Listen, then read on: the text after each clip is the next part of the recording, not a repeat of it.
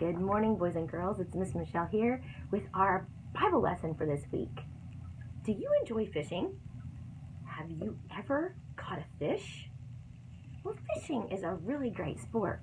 And if you've ever been fishing and caught a fish, you know that there is great excitement when you catch a fish. One of the things that makes fishing so great is that it doesn't matter if you're young or if you're old. You can still be good at fishing. Our Bible story this week has to do with fishing.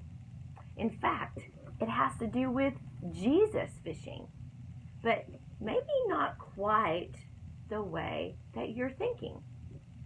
You see, the story is found in Luke chapter 5, and it goes from verses 1 to 11. So let's read it right now. One day, as Jesus was standing by the lake, the people were crowding him and listening to the word of God. He saw at the water's edge 2 boats that were left there by fishermen who were working with their nets. They were washing them in the water. So he got into one of the boats, the one belonging to Simon, and he asked him to put out a little from the shore. Then he sat down, and he taught the people from the boat. When he had finished teaching the people, he said to Simon, "Put out into the deep water and let down the nets for a catch." Simon Peter answered him, and he said, "Master, we've worked hard all night, and we haven't caught anything. But because you say so, I will let down the nets." This is going to be our net today. This is a paper bag that I found, and I want you all to look and to see. There's nothing in it, right? It's empty. There's nothing in this net. Our nets are empty, just like what Jesus said. Now, I happened to be able to go to Israel and to stand beside the lake, to stand beside the Sea of Galilee, and I saw boats that were out on the lake and were fishing, just like what Jesus is talking about. I also saw people out in the boats, and they were speaking to people sitting along the shore. You could hear. It was like you were in a big theater. So I could see how Jesus was out there and how he was teaching people.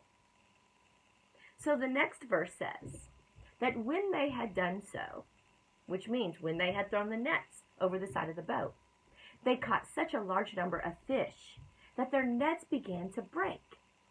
And so they signaled their partners in the other boat to come and to help them. Because when they came there, they had filled both of the boats full of fish, and they began to sink. See, at first, their nets were not full of fish. But then, wait a minute, then they found fish in their nets. So when Simon Peter saw this, he fell at Jesus' knees and he said, "Go away from me." He said, "Lord, I am a sinful man." For he and all of his companions were astonished at the catch of fish that they had just taken in. And so were James and John, the sons of Zebedee, Simon's partners. Then Jesus said to Simon, "Don't be afraid. From now on, you will fish for people." So they pulled up their boats to the shore, and they left everything, and they followed him. They followed Jesus. You see, these men that had been fishing out on the water, they were fishing for fish, but Jesus was calling them not to fish for fish, but to fish for men. You know, when you go fishing, there are 3 things that you need to do to catch the fish. First, you need to have the proper equipment. In this time period, they used a net, and actually a very big net. But you might go fishing with a pole with a hook on the end and maybe some bait. Next, you'll need to go to where the fish are. They were on a lake. There were fish in the lake. So you might go to a pond, you might go to a river, you might go to a lake, or maybe you've even gone to the ocean to fish. You go to where the fish are. You're not going to catch many fish in your bathtub, are you? And lastly, when you fish, you need to be patient. Sometimes the fish just aren't biting, so you have to sit and wait very patiently for them. You see, Jesus wants you and me to fish for people too.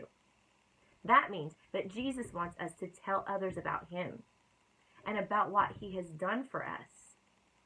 He wants us to tell people that Jesus is the one that can take away their sins, that Jesus is the one that can bring them back to God, that he's the one that can offer salvation. He wants us to fish for people too. And fishing for people is a lot like fishing for fish. First, we need to have the right equipment. We need to know what the Bible teaches, and we need to learn how to share that with others. Next, we need to go to where the people are, and we need to tell them about Jesus. It's not going to make much sense. We're not going to catch any fish if we sit at home and don't go out into the world to find the people that need to hear about him. And finally, we must be patient.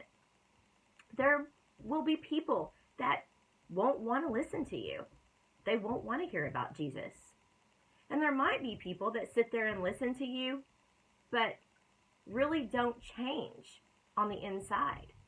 But that's where we have to trust God, because it's really up to him.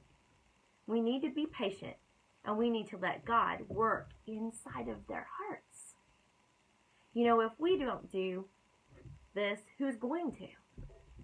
We need to do these things because we can do it with God's help. We can really become fishers of people like Jesus wants us to be. If you think there is a great feeling of excitement when you catch a fish, just imagine how exciting it will be when you bring someone to Jesus. And when you follow Jesus in this way, you're doing what our memory verse says. Remember, John 3:30, it says, he must increase and I must decrease. When we're fishing for people, we're doing what God says. We're doing what Jesus says. So he's increasing in our life. And it might be something that's a little scary and a little hard for us to do, but we do it anyway because what we feel is decreasing and what God feels is increasing. Boys and girls, thank you for listening today. And don't forget to go to the Lifeway Kids app and find more activities to go along with this week's lesson. You'll find those in Unit 20, Session 5. Thanks a lot, guys, and I hope you have a wonderful week. And hopefully we can be together soon. Love ya. Bye-bye.